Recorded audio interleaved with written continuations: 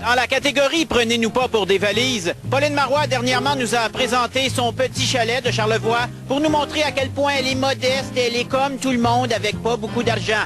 Eh bien, l'équipe d'Infoman pense que par souci d'intégrité, elle devrait présenter aussi son autre cabane. La chef du Parti québécois, Pauline Marois, a invité le réseau TVA à visiter son chalet de Charlevoix afin de nous démontrer à quel point elle vit modestement, un peu à la manière de Rosanna du temps d'une paix.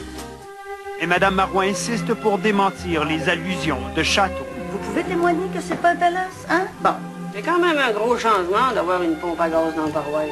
Et ça, c'est l'escalier qui monte sur la mezzanine, où on peut pas se lever debout en haut. Mais les jeunesses, hein? C'est bien impressionnable. C'est vraiment comme ça. C'est un don qui est tout petit. Mais ce qui est vraiment exceptionnel ici, là, très franchement, c'est pas le chalet. C'est le site. C'est le site. Pauline Marois est effectivement une femme simple et accessible, mais côté humble cabane, son service de relations de presse semble avoir omis de présenter celle qu'elle possède sur l'île Bizarre. Nous, de la plus célèbre résidente de l'île Bizarre. Il y en a plusieurs, mais lorsque celle-ci s'est construite, ça a été, comme on dit en bon français, the talk of the town. Équité et information oblige, l'équipe d'Infoman vous présente, à grands coups de gravole, le vrai chez Pauline. Semble-t-il que ses enfants, c'est des tripeux de Tintin. Et tripent sur le manoir de Moulinsart dans Tintin.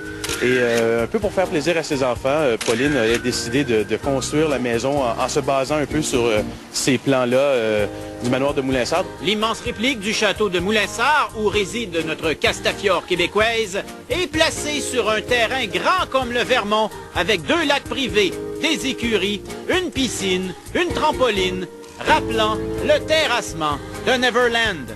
Pelleter son entrée, ça doit être une job de 2-3 semaines, certain, là, quand il y a une bonne bordée de neige. C'est si long que ça? Assez. On parle d'1 kilomètre là, entre le chemin principal et l'entrée. Depuis l'époque où Patrick Roy a déménagé à l'île Bizarre et a mis une pancarte devant sa demeure en disant « pas d'autographe », qui a un peu incité les gens à s'informer sur qui habite là. C'est un secret de polichinelle que tout le monde sait que Pauline Marois habite là. Et Mme Marois insiste pour démentir les allusions de château. Pas vraiment. Vous pouvez témoigner que c'est pas un palace? Seule consolation, il semble qu'elle ait des algues bleues.